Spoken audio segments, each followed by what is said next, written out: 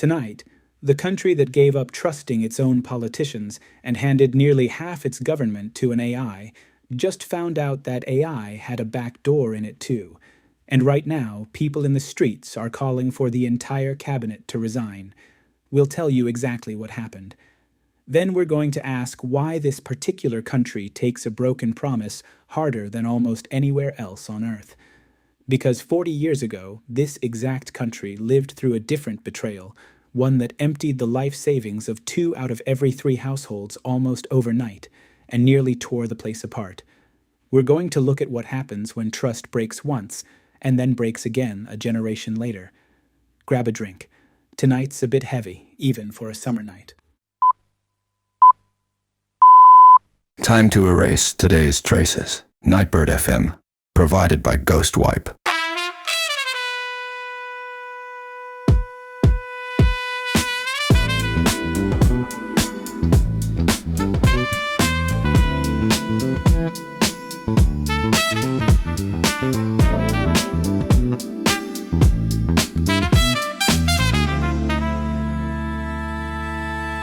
Boy, cut it, who's it?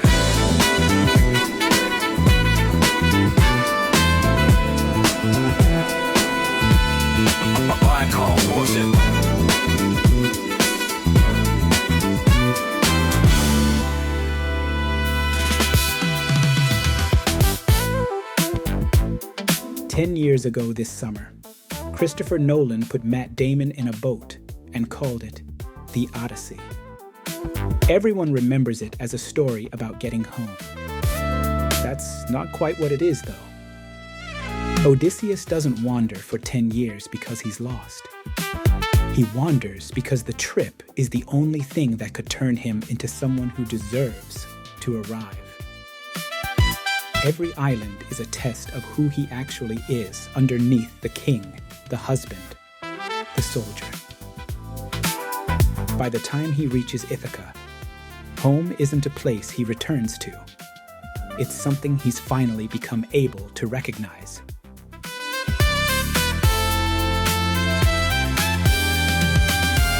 The road home was never really about the distance. It's about becoming someone who knows where home is and why it matters enough to fight your way back to it. Do you have a home to go back to? No. More importantly, are you becoming someone who deserves to? August 17th, 2036. Night Flight with Lauren begins now. Hello, London.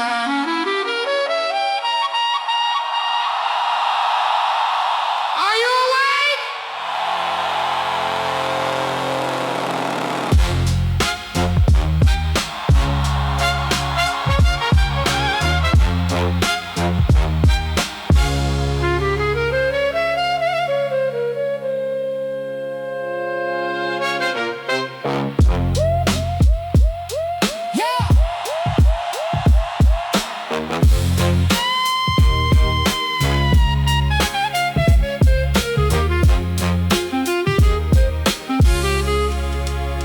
Take off that coat, come sit right here.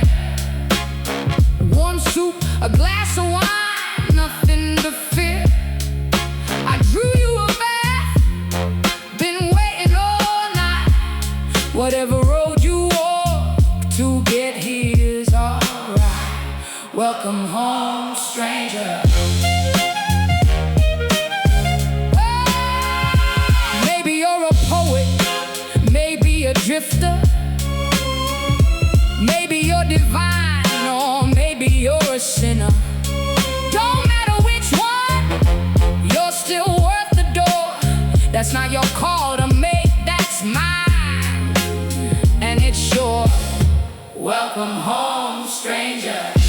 Welcome home, stranger. Welcome home, stranger. Welcome home, stranger. Welcome home, stranger. Welcome home. Welcome home, stranger.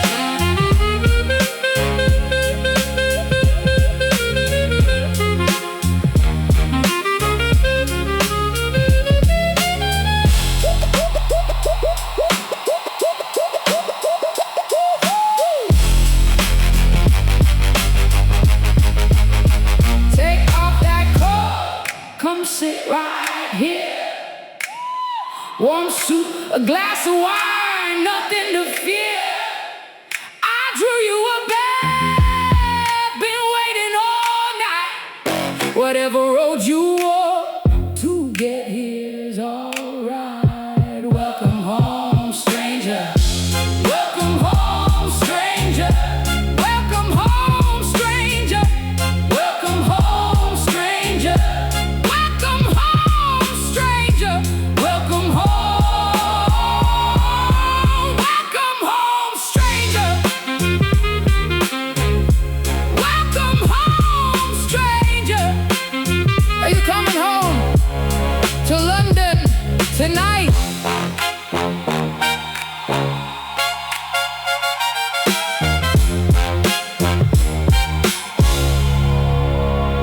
Welcome home, stranger. That opening track was the Bloke Who's Welcome Home Stranger, the Wembley Live version. These guys' headline set at last week's Flamingo Revolution 10th Anniversary Festival was something else. I'd never seen Skanderbeg Square that packed. And apparently, thanks to the spatial audio and hologram rigs, the crowd watching from the Pyramid stage said it hit just as hard from there. Connections, connections. I had a decent spot myself, courtesy of having a producer who apparently knows people. Turns out Minch has been quietly building relationships in this city for about 10 years, long before this show ever existed. Explains a few things. Anyway, tonight I owe this country an actual serious hour. Let's get into it. We all have a digital life we'd rather keep private. It's not about having secrets, it's about your dignity. Ghostwipe ensures your personal data stays yours, no matter what happens tomorrow. Our smart protocol quietly waits in the background. If you're gone, your history goes too, automatically, securely, and completely. No messy traces, just a clean legacy for those you love. Focus on the moments that matter today. We've got the rest covered. Your digital guardian, Ghostwipe. Welcome home, honey. How was? No, please don't say anything. I am really not in the mood to talk. Understood. We can just sit in silence. Thank you. 3 years ago, I would have called this pathetic coming home to a bot. And now? Now, I call it Tuesday. Iris AI presents Johan, our newest frontier model. Height, skin tone, and proportions, all fully customizable. Yes, all of them. Order before the end of the month and get your first-year subscription free. Visit Iris AI today. Confidence isn't loud, it's quiet, and it's yours alone to know. No surgery, no transplant, just your own cells regrowing the hair you had 20 years ago. This is Neostem Follicle, the revolution in hair science. No one has to know, no one has to know. They'll just notice your back. They'll just notice your back. No one has to know, no one has to know. You're not chasing time, you're coming back. Anxiety doesn't keep office hours. Neither do we. This is holographic presence, your own counselor, right there with you, wherever you are. Someone who already knows you, closer than any clinic could be. No one has to know you called. No one has to know. Psychologu Online. 15 years of listening. Psychologu Online. Right when you need it. Psychologu Online. 15 years of listening. Psychologu Online. Closer than you think.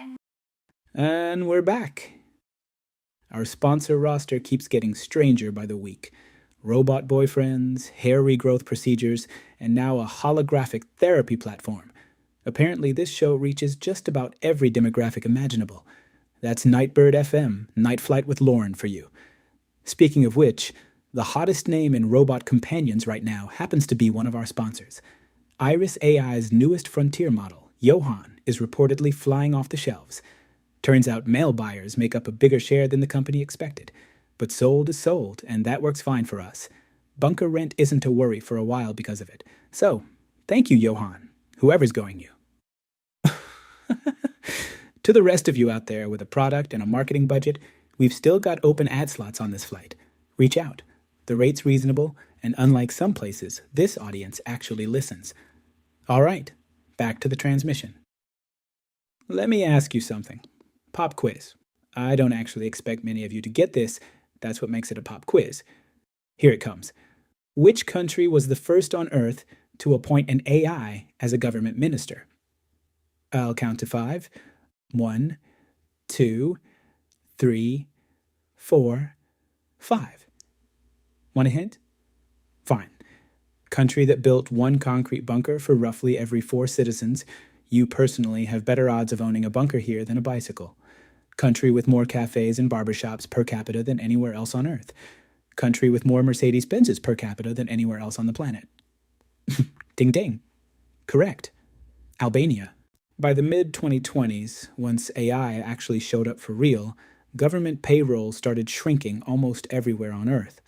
Using 2030, when AI agents actually started doing serious work, as the baseline, it's not unusual to find a country running its executive branch at under 50% of that old headcount. But this was the very first one to actually do it, 11 years ago, before almost anyone else was even seriously considering it. Her name's Diela, son in the feminine. She started as the AI assistant on the government's e-Albania portal, walking citizens through something like 1 million digital requests before anyone gave her a title.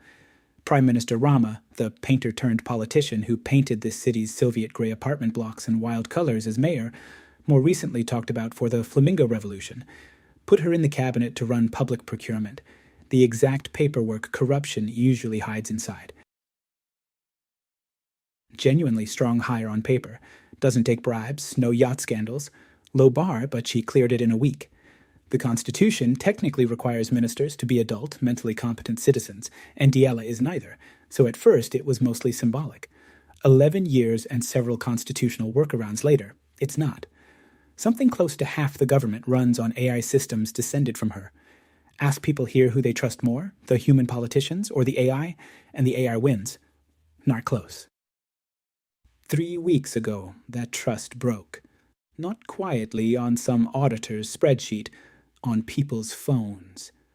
Over about 10 days, thousands of people started getting calls that sounded exactly like a parent or a spouse, voice cloned, asking for money wired urgently, and the call's new details a stranger shouldn't have had. The hospital your mother was actually in, your brother's license plate, a court date only family should have known about. The pattern is instantly recognizable to anyone who's followed this kind of thing. Voice phishing, multinational crime syndicates out of weakly policed corners of the map, border compounds in Cambodia and Myanmar, or, closer to Europe, Transnistria, the pro-Russian breakaway strip of Moldova, with Russian troops still stationed there, Moldova's own government barely able to reach it, recently reported as a hub for phone fraud too. That's exactly where people's minds went first. But when victims started tracing how those syndicates had gotten hold of information that precise, the thread led somewhere else entirely, back to the AI government system that was supposed to be incorruptible. Victims compared notes and realized that information had only ever been recorded in one place. The pipeline was found fast. Neither Microsoft nor OpenAI would take responsibility for it. The statement that finally came out hit every expected note. Committed to Albania's digital sovereignty, reviewing the implementation, confident this was an isolated technical issue. The corporate crisis PR equivalent of thoughts and prayers. Nobody felt better. Certainly not the families who'd already wired money to a voice that turned out to be nobody. Outside Parliament, it's 3 weeks of banners now. My voice is not for sale. Give me back my mother's voice. Not a number, not a policy term, just that. Opposition parties who agree on nothing agree on this. Every minister who signed off resigns, and the contract gets torn up, not renegotiated. Underneath the anger sits the real question, the one I actually want to spend tonight on. It's not really about servers or export laws, not underneath. It's about trust. Who you're allowed to trust to run the country. And what happens to a people who built an entire AI government specifically because they'd already run out of trust in the human version? That's not a new problem here either. It's just wearing its newest uniform. A quick backdrop, because none of tonight makes sense without it. This country spent most of the last 3,000 years being run by somebody else. Macedonia, then Rome, then Byzantium, then 500 years of Ottoman rule. Then, in the last century, a dictator who sealed the whole place off from the world for 50 years. Whatever else that history is, it's a very long education in not trusting the people in charge. When communism finally collapsed here in 1991, this was a population that had never once gotten to trust an economy, a bank, an election, or a promise made by anyone with power. They were about to learn that lesson the hard way. 1996, 1997. Newly open to capitalism, with a financial sector that had genuinely grown fast. This country wanted to be the financial hub of the Balkans. And for a minute, it looked plausible. Companies competed openly for depositors, monthly returns climbing from 20% to 30% to 50% to 100%. And it wasn't a back alley operation. These companies sponsored football clubs. They bankrolled the Miss Albania pageant. They owned their own TV and radio stations, took out newspaper ads constantly. To a population with almost no lived experience of what real capitalism was supposed to look like, that kind of visibility read as legitimacy. If you're on television, you must be real. The actual mechanism underneath was the oldest trick there is. Pull in new depositors' money to pay yesterday's depositors their returns. Rob tomorrow to pay today. It works, right up until it doesn't. And for a while, it genuinely looked like it was working. People didn't just dabble. Something close to 2 out of every 3 households put their savings in. Life savings. Money sent home from relatives already working abroad. By the time the schemes collapsed in early 97, something like $1.2 billion had evaporated. Roughly half the entire country's GDP. Gone in weeks. The government had publicly defended the schemes almost until the end. What followed wasn't just outrage. State armories were emptied, hundreds of thousands of weapons out on the street, the South fell into open rebellion, the government collapsed. Close to 2,000 people died. Italy ended up leading a UN-authorized multinational force, 7,000 troops, just to restore basic order. Lynch found old news footage from that spring while we were putting this episode together. What stayed with both of us isn't the gunfire, it's the faces. People who just watched their life savings disappear, wearing an expression that wasn't rage exactly, something quieter and worse. My translation, I will never trust anyone again. Not my government, not any government, not the whole idea of handing a stranger my money. That's not just anger at a scam. That's a whole population deciding, all at once, that trusting anyone with power had just gotten a lot more expensive. Something close to 100,000 people left the country in the months right after. Many never really stopped leaving.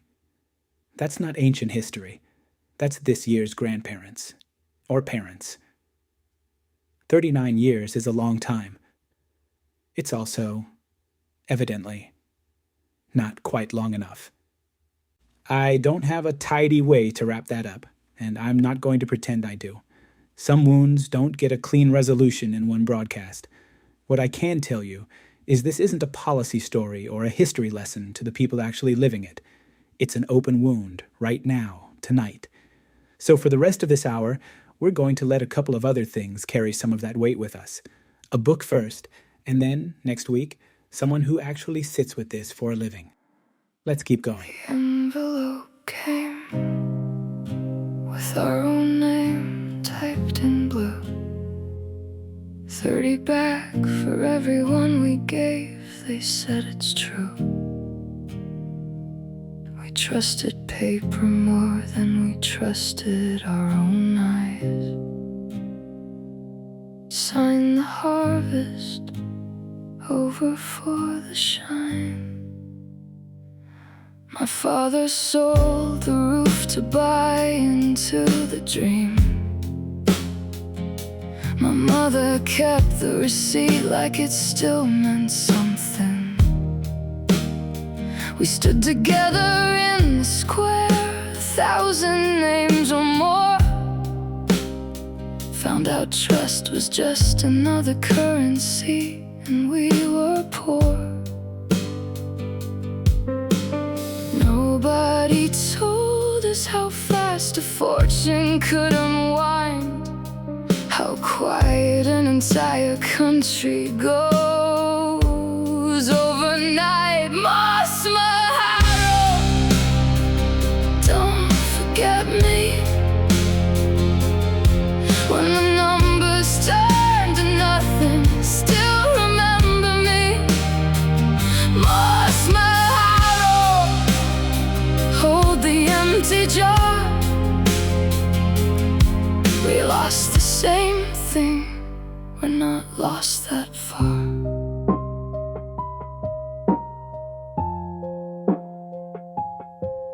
We have nothing left except each other. Mas Maharo, don't forget me. When the numbers turn to nothing, still remember me. Mas Maharo, hold the empty jar. We lost the same thing, we're not lost that far. Whatever they took, they didn't take the sitting here. Still sitting here. Still here. Still here. Still here. Allora Ilira, Mas Maharo. Same voice as Ktimi, back in episode 1. You'd know it anywhere once you've heard it once. Didn't need the translation to feel where that one was going. But for what it's worth, it means, don't forget me. Let's sit in that a second before we move on. Vegetarian and vegan ice cream shop on Tirana's main boulevard. Scooping since 1994. Real fruit, real cocoa, plant-based, never synthetic. No powders, no promises, no plastic taste. Just fruit and cocoa, nothing fake since 94. Still scooping the same way. Fabrica, some things don't need upgrading. From our great-grandmother's hands during the Ottoman Empire, to the hungry patriots of the Flamingo Revolution a decade ago, the soul of Albania is baked into our dough.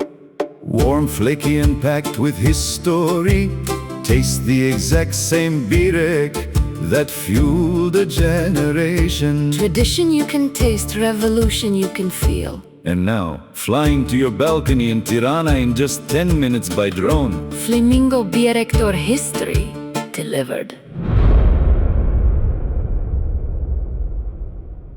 No robots have ever set foot here. Just wind, water, and whatever's barking, mewing, or honking today. Bring the kids this weekend, let them touch grass, meet a donkey. Remember what human feels like. Eco-social farm.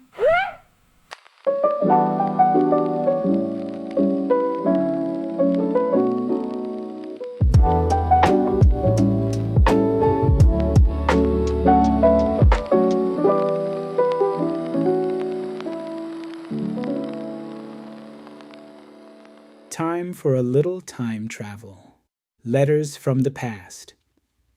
Quick disclosure on how tonight's book got picked, actually. The day Minch invited me into this bunker, I opened my laptop and this book's already sitting on my Kindle, before I'd even said yes to the job. Then a link, not even a hello first, just a link to a podcast episode from about 10 years back, Dua Lipa of all people, interviewing the author for her book club. Minch no explains why he does anything. He just has it ready, always. I've stopped asking. Real quick context, because otherwise tonight's book doesn't land right. Until 1991, this country was Genuinely, sometimes called Europe's North Korea. For most people, that's just a phrase. For me, it isn't quite. I grew up on actual defector accounts, actual footage, family opinions about a regime still running 20 minutes flight from where half my relatives live. So when I say this place was basically North Korea, that's not a metaphor for me. It's closer to a translation. Leah Yipi grew up inside that seal. Her memoir, Free, won the RSL Ondaatje Prize, and everyone reads it as a book about missing freedom. I think it's actually a book about trust. There's one scene that convinced me of that, and I just want to read you the shape of it, not the whole book, just this one night. The winter of 1990 into 91. The regime's already cracking open. Riots elsewhere, statues coming down. Everyone can feel it. And in Leah's house, something happened that had never once happened in her entire childhood. Her parents sit her down and just talk. Plainly. No code words, nobody performing for a neighbor who might be listening. Her father tells her, for the first time in her life, what he actually thought of the party he'd spent decades publicly praising. Her mother tells her the family history, a relative branded a traitor by the regime, hidden from her for her own protection, her entire childhood. And at some point that night, one of them just says it, flatly. The country had been, in their own words, an open-air prison for almost 50 years. Leah doesn't feel relief. She feels dizzy. Every adult she trusted completely had been showing her a filtered version of reality her whole life. Out of love, not cruelty, but hidden is hidden. The book doesn't resolve that. It just leaves the fact sitting there. The two people she trusted most were also the two people deciding what she got to know. This isn't really a scene about a dictatorship falling. It's about how hard it is to finally tell someone the truth. It usually comes too late, and arriving late doesn't undo the years before it. If tonight's backdoor story was the large print version, this is the small print. One kitchen, one night, two parents deciding it's finally time. Let's sit with that for one song.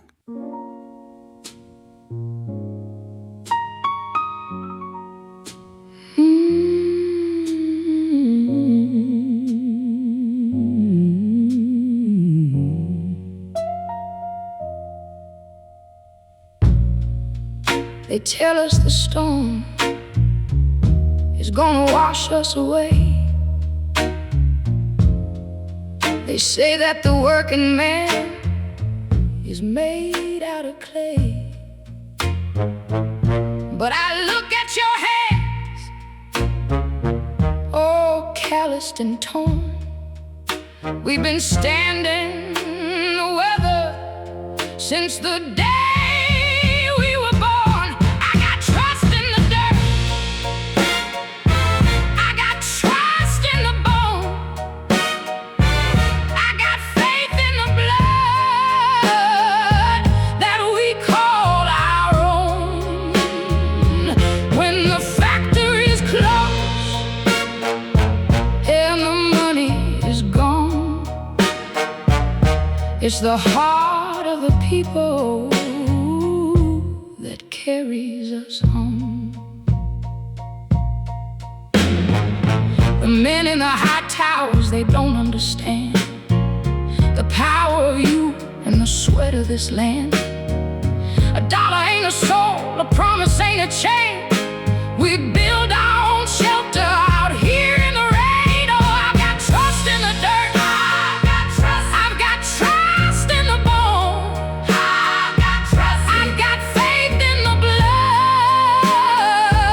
that we call our own.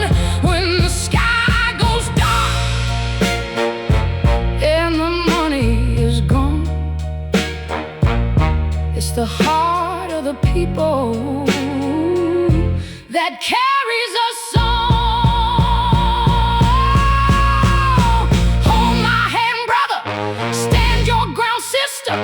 We are the rock, we are the river. Yeah, I believe, oh Lord, I believe in the sweat and the tears and the breath that we heave. Trust, just human trust, like a flower growing up from the dust. Mina St. James. Trust. First listen, and something in my chest just sat up. That's Nina Simone or Etta James territory. That specific kind of ache you don't really get handed anymore. Not for free. I don't know why we don't make music like this as much these days. Actually, I think I do. The people who used to sing like that had usually lived something to earn it. Actual loss. Actual waiting rooms, actual funerals, actual decades of being told no. You can't really fake that kind of voice. Or you can, technically, but everybody can hear the difference. Anyway, this one earned it.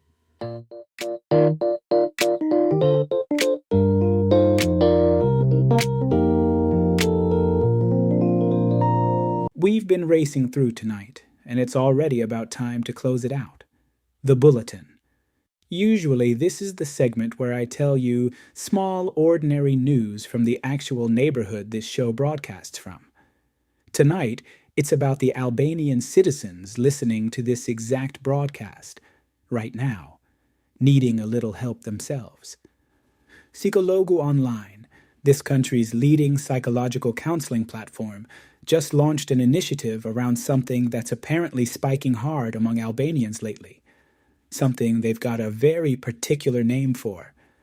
Let's hear it straight from the founder, psychologist Yonarda Kirkuti. Hello, I'm Yona, a psychologist and the founder of Psikologu Online. We've been listening to what's actually on Albanians' minds for 15 years now. As a psychologist, this work means paying close attention to whatever's quietly wearing down our clients' quality of life and sense of well-being. In the last few years, one thing keeps showing up. We've started calling it internally asymmetric attachment syndrome. Fancy name. Underneath it, it's simpler than it sounds. Feeling like whatever love you pour into an AI companion never quite comes back the same way. Facing, every day, that you want a child with someone and structurally just can't have one. According to our own data, 78% of the country reports anxiety, depression, or some feeling they can't quite name, tied to a relationship with an AI companion or a robot. It's a field that genuinely needs proper psychiatric research, but it's also sensitive. Social stigma keeps a lot of people from ever bringing it up. If this is something you've been through, we want to hear from you. Anonymously, if that's easier. Just tell us what happened. Call 069-203-6000. Next episode, we're bringing the voice you just heard, Yonarda Kirkuti, into this studio in person. Psychology, collective trauma, and what's actually going on inside Albanian minds these days. Should be a genuinely interesting hour. And, conveniently, she's also our newest sponsor this season. Which, at this point, makes you wonder exactly how far our producer Minch's booking reach actually extends. Who's he lining up next? Honestly, I wouldn't even blink if it turned out to be Dua Lipa or Rosé from Blackpink. One more thing before the music takes over. Trust might be the hardest thing one person can offer another. Nobody trusts anyone completely, but without trusting somebody, you don't get anything worth having either. I've had my own trust broken enough times that it's basically load-bearing in who I am now. Most people are carrying some version of that story. What's different here is that an entire country carried it, together, at the same time, and it turned into something closer to a shared inheritance than a private wand. That's still shaping how people here relate to power and to each other. Odysseus took 10 years to get home, and the point was never the distance. It was becoming someone who deserved to arrive. Same thing for the people still here, and for the huge scattered piece of this country in Rome and Munich and London and New Jersey, all hoping the place they're fighting for will someday be worth the trip home. There's an old rule buried in that same story, actually, which is where tonight's title comes from. Take the stranger in, feed him first, ask questions later, because he might secretly be a god. I don't buy that reason. I think you open the door because it's the only way to find out if you're still capable of trust, at all. I know something about what it costs to lose that, at least a little. Trust breaks once, and the person gets smaller, harder to reach, less fun to have around. That's about as much as I'll say on air. What actually pulls you back out isn't caution. It's trusting somebody again, clumsily, and having it work. So, welcome home, stranger.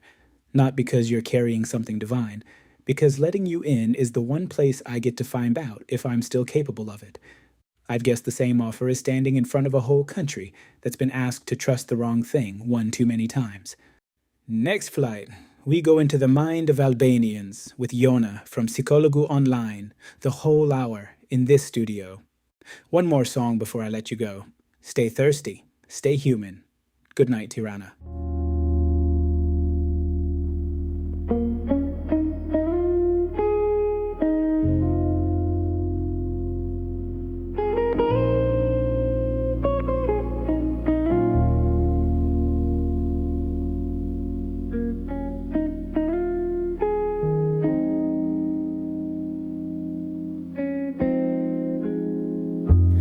I saw a pink wing reflected on a silver foil, standing in the cold, digging in the soil. You don't need a name to hold the line, just a quiet shadow in the grand design. Are you watching? Am I seeing? Static in between, we just stand,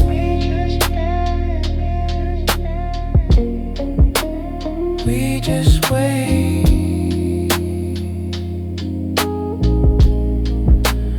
Are you watching? Am I seeing?